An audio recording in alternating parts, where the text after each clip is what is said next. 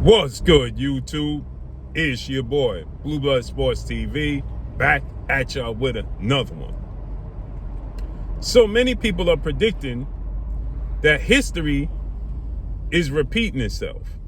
History is repeating itself, right? We had a similar situation where we had two guys face off against one another. One guy was a massive favorite, had taken a loss, and was seen to be too small, right?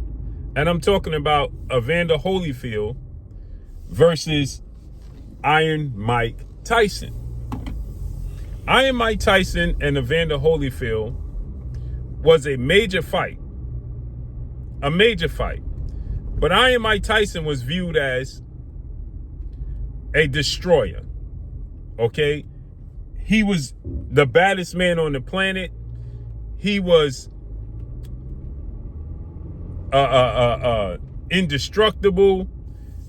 The fact that he lost to James Buster Douglas was an anomaly because Mike Tyson wasn't focused and he overlooked James Buster Douglas, who was a 25-1, if I'm not mistaken, underdog.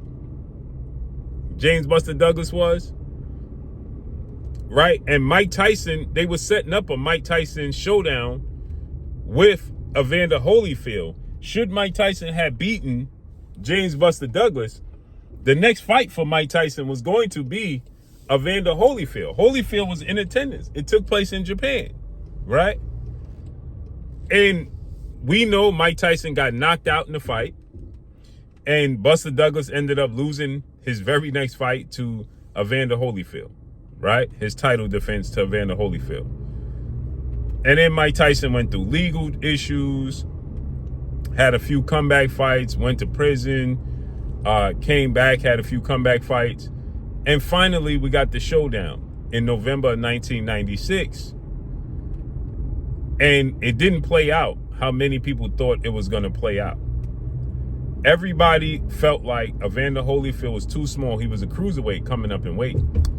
He was too small. Now, obviously, he was taller than Mike Tyson, but naturally, he was considered a cruiserweight, 220 pounds, standing at 6'2", 6'3", right? But he was considered a smaller guy, muscular frame, but a smaller guy.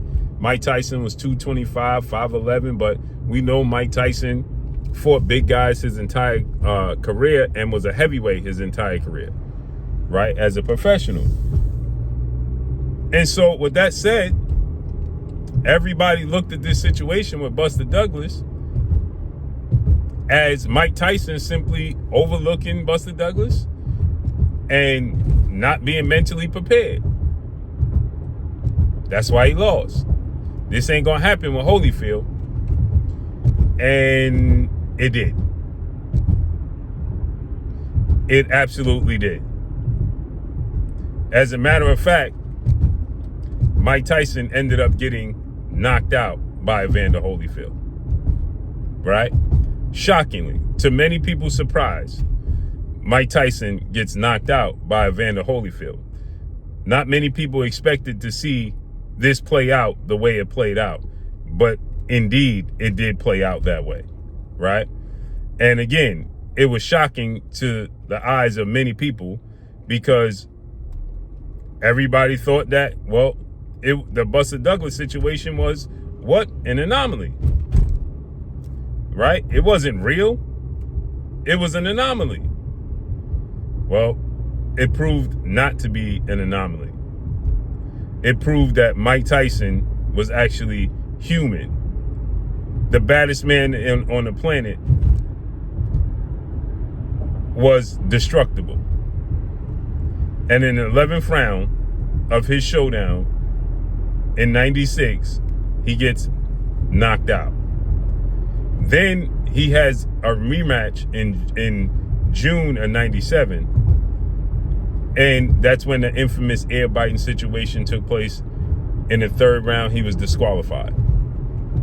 When you look at this situation with Gervonta Tank Davis and Lamont Roach, it's eerie similar.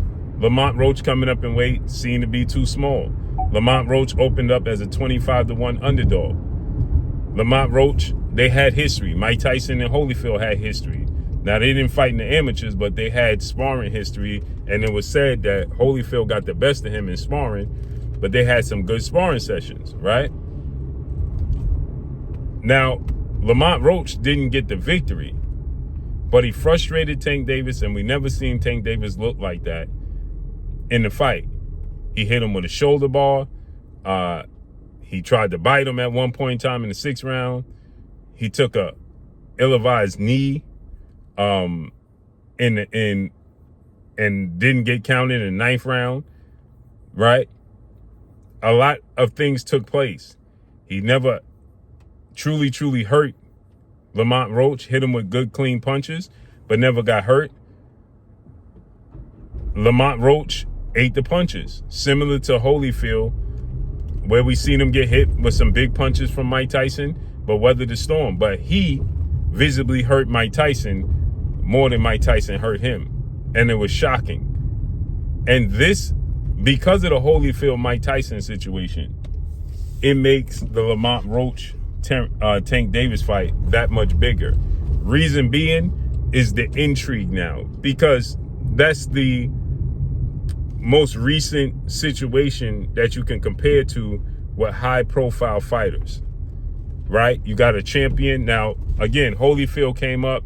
Holyfield was undisputed at cruiserweight. Lamont Roach is just the WBA champion, right? But there's similarities.